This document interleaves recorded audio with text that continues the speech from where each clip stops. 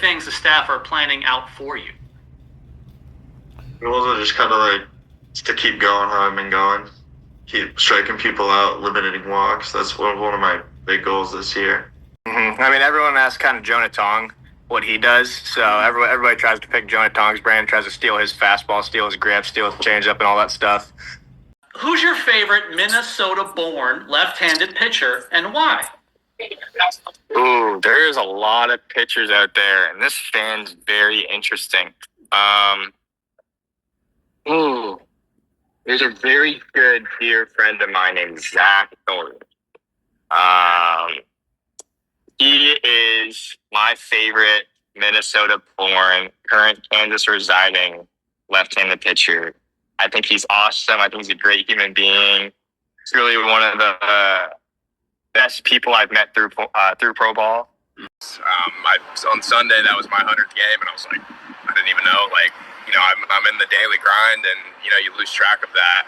I think that's the biggest thing. Like, just going through it every day and having that short memory of, okay, got to watch it. We got a game tomorrow. Like that mentality and bringing that to the field.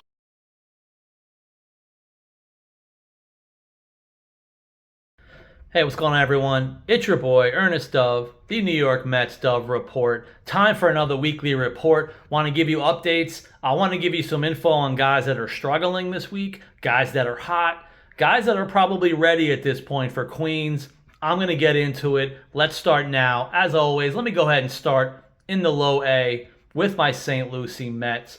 For this week, the recent top draft pick, Mitch Voigt, coming along slowly. One of those things you have to remember, Mitch Voigt, by the way, is only 20 years old. So he'll turn 20 in the end of September, 21, which means he'll be age 21 for the entire 2026 season. Something to maybe think about as far as overall player development, even for a college bat.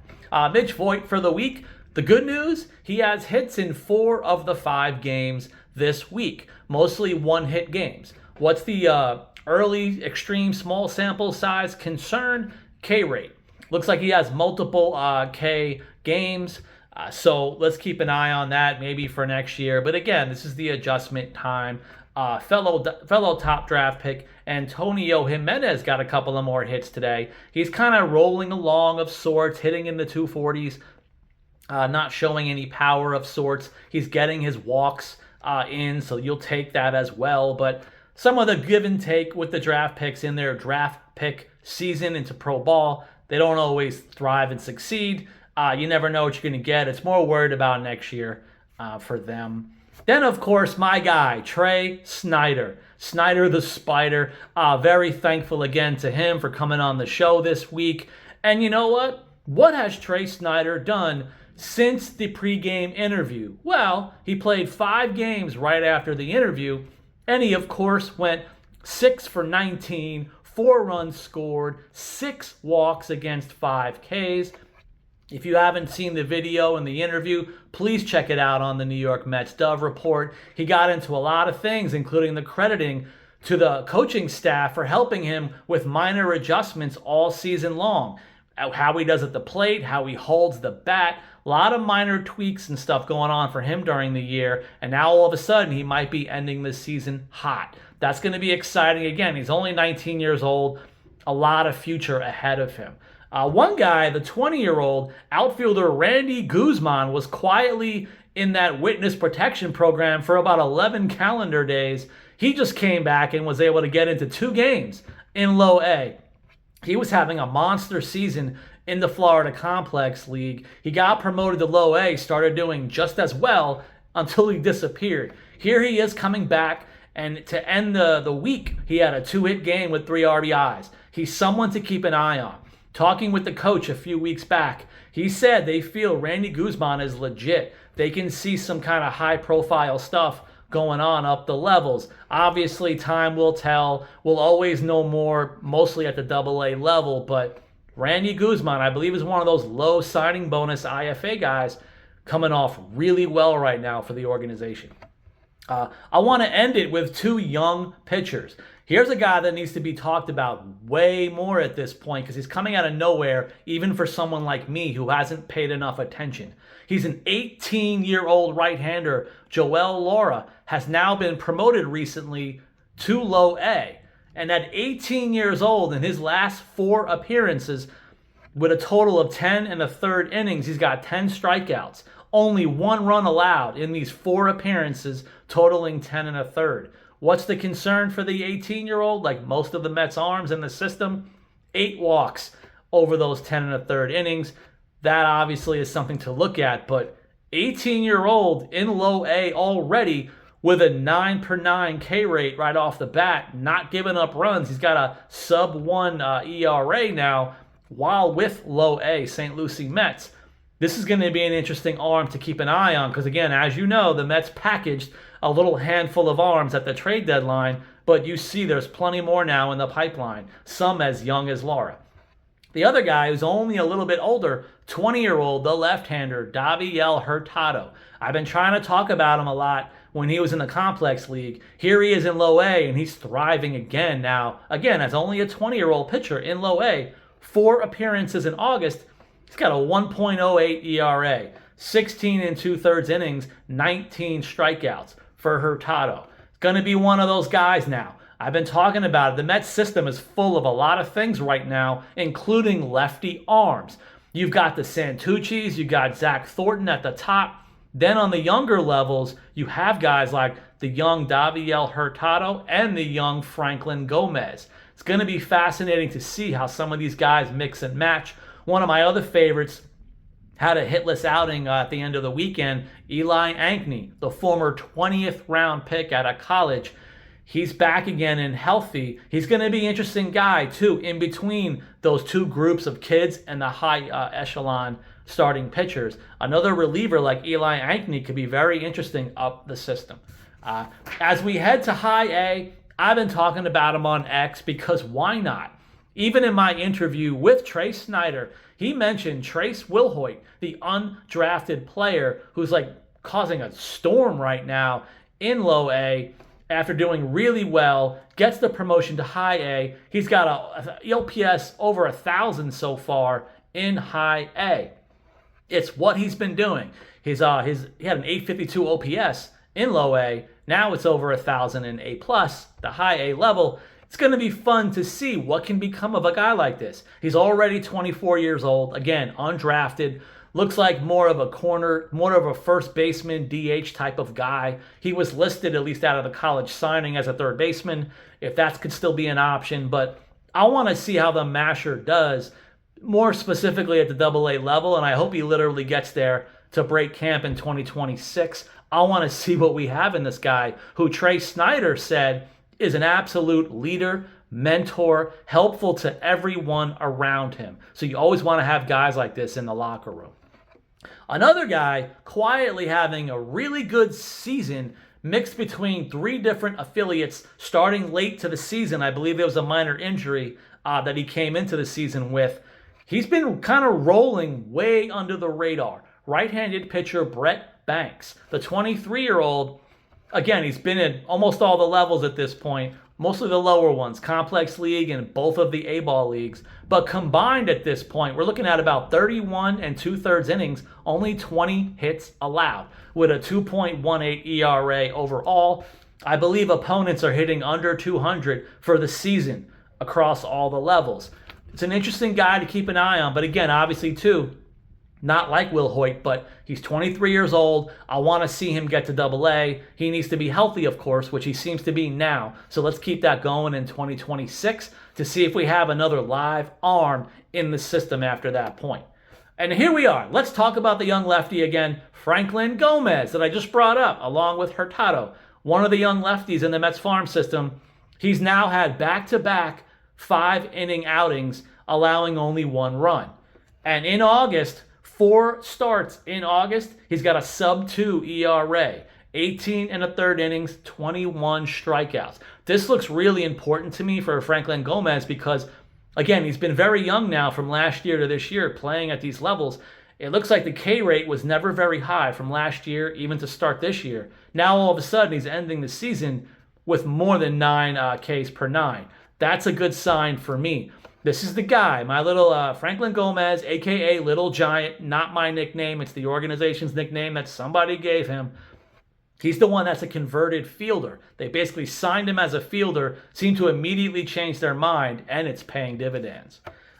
One of the other young guys who's still technically young, but he's been around, Joel Diaz, one of the many arms in life, Mets or any team. He had the Tommy John a couple of years ago. I love seeing him with his curveball as a teenager with the St. Lucie Mets. It's been a long grind since, and now here he is now back healthy in A-ball still, in high A. He had one of the best outings possibly in his professional career this week. 7 innings, 1 hit, no runs, 1 walk, 6 Ks.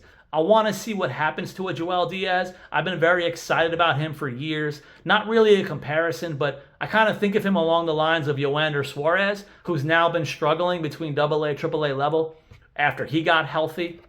Now we got a younger version of it right here. Joel Diaz, even up the levels. Is he going to be a future starter? Is he going to be a future Jose Butto? That's something to keep an eye on in the next couple of years. But again, he's still young. I still like what we have in him.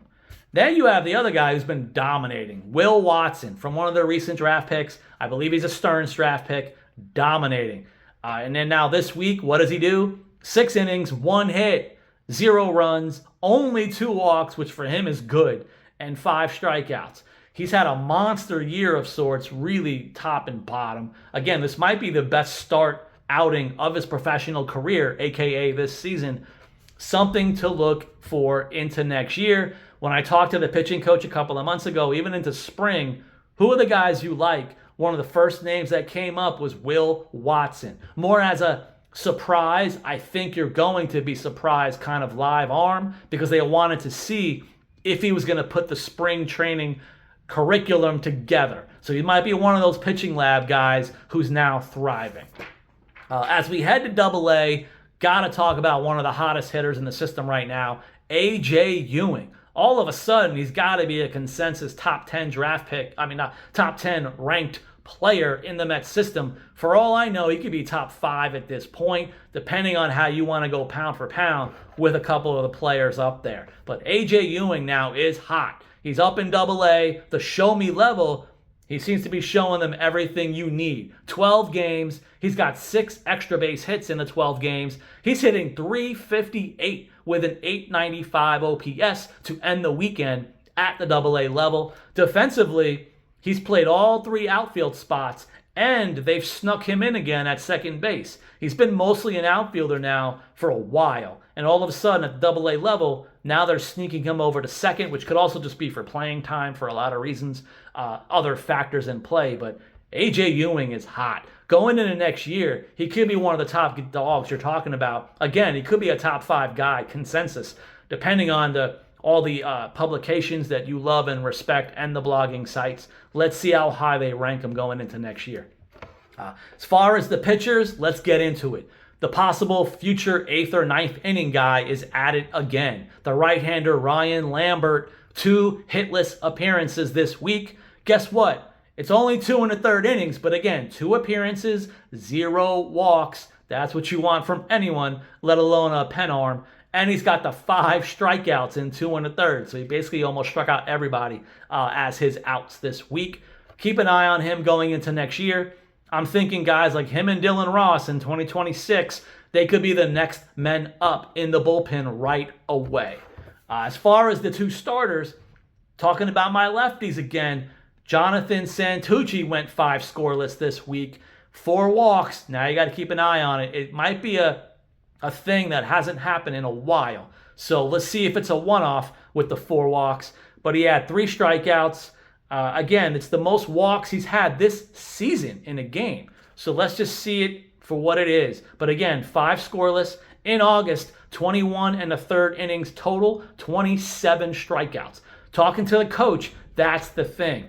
Not only do we know and love the obvious of the electric fastball, the really good slider, but they saying we just overall like the swings and misses right now in the past few outings for him. So this is a good sign.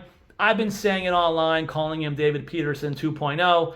I'm the one who's stuck with the label at this point. I can't take it back. I want to see how things go into next year because I don't know how much longer he'll stay in AA. He's going to belong AAA really soon. The other guy who definitely probably needs to break camp next year in AAA is my guy, Jack Wenninger. Another guy I've interviewed. If you want to check it out on the New York Mets Dove Report, scroll back down to the interview with Jack Wenninger. This week, he went 6 1/3 innings, allowing 2 earned runs, 1 walk, 7 Ks. That was important because I believe I even reported last week the walk rate was going up now for a few starts. Not in this one. And by the way, in August, 3 of his 4 outings in August have been a minimum of 6 innings, which apparently in Mets baseball is like godsend. So he's been eating the innings now to finish the year. And I know he's really topped off. He's over 100 plus innings for the season. So he looks like he'll be good to go next year for the 150-ish range. I don't know if he could jump to the majors next year, but it could be interesting to find out because he might be able to sustain himself through September as needed. Get to AAA. Who should we talk about? Jonah Tong, of course. He now has 2 starts at the AAA level, and it basically looks like any level since he's been a pro. 11 2/3 of scoreless ball. With 8 hits, he's got 17 strikeouts in 11 innings.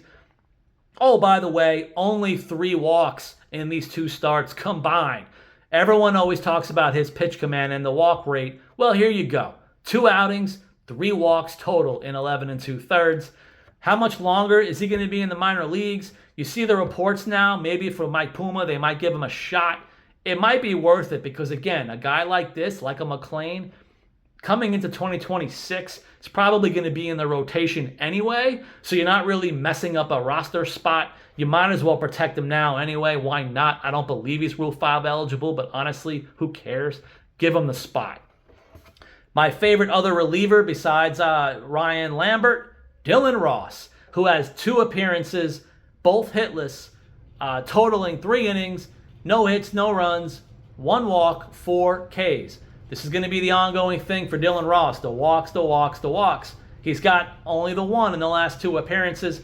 Is he going to debut this season? Again, speaking with one of the Mets staff some weeks back, they felt no because of the trade deadline and all the pen arms acquired. That can't be optioned, of course.